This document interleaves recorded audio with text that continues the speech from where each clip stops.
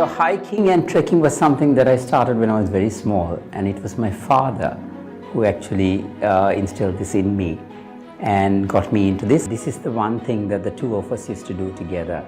We used to go find places, go and discover new mountains, and we had this bond that we had, and that's where I started, and then I took it to a different level from there. I lost my father last time 1 month after I came back. So he enjoyed the whole thing last time. He followed the whole journey. And I really believe that he was with me on the mountain this time. His spirit was with me, and that was a real strength for me.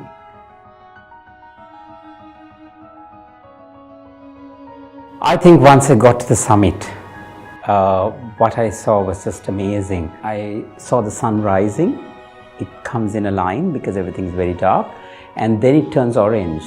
And suddenly I realized that I'm looking at the horizon and it's not straight. I was wondering why there's something wrong. And then I realized I'm seeing the curve of the earth.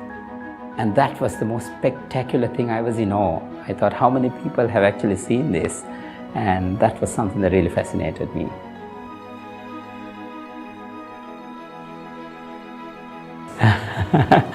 I think at base camp they really try to give you a nice balanced, tasty meal, because they're trying to feed you and keep you healthy. We had chicken sizzlers that came out to the table, and I think that was our favorite part of it. Once you start going up, we switch back onto the little packets that you get in the military. They're called MRI packets, and that's what you start consuming after that. But of course, from about camp 3, you lose your appetite, and it becomes very difficult to take in anything.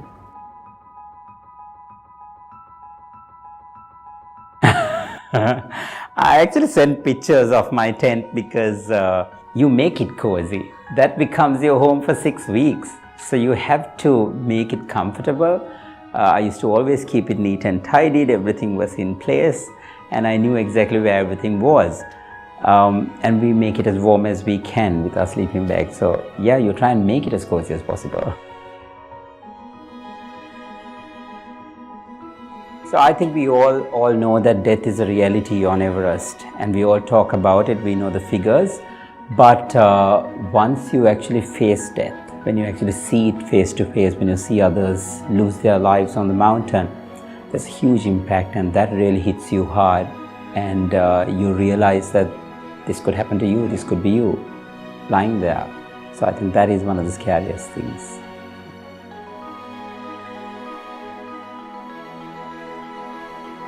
Actually, this time I think I had more fun because I knew what to expect, and of course because I had trained myself differently and better.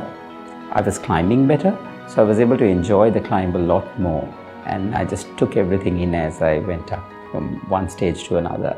It's amazing the bonds that you create, and the friendships, I think, are forever. Those bands are forever, and people you meet from all different parts of the world, different walks of life, and it's amazing to get to know them and to exchange your thoughts and ideas with them. So I think those bonds that you make are forever.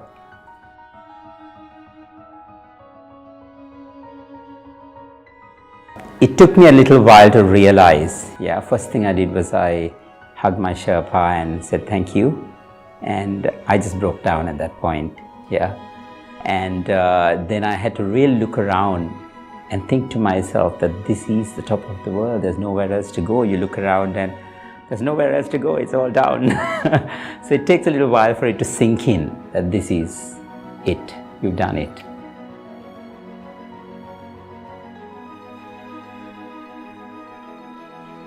Yes, actually, not just going up, but coming back. I remember discussing it about insurance, that we all had insurance to come back, you know, and then being airlifted off the mountain once we came back to base camp.